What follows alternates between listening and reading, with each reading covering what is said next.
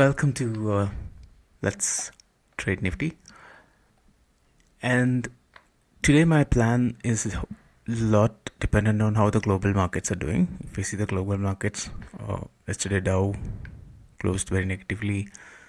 The Asian markets are trading in the negative, so it's a good chance that today might be the day where we turn our stance. But I will wait for first 5 to 10 minutes, first 15 minutes before I make my decision which way to go.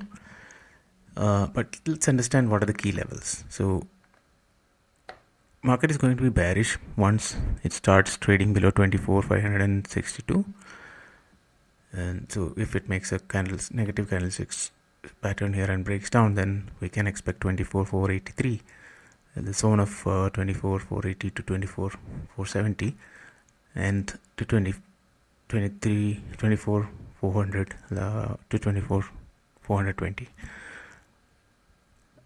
Now the index will be on the upside if it trades about 24,662, and trading so it might go to 24,755 and 24,800, which has been the level that we have been expecting for some time now. So those are the key levels for today. Wish you all good luck, and if you find this useful, please do like and subscribe. Thank you very much. Bye bye.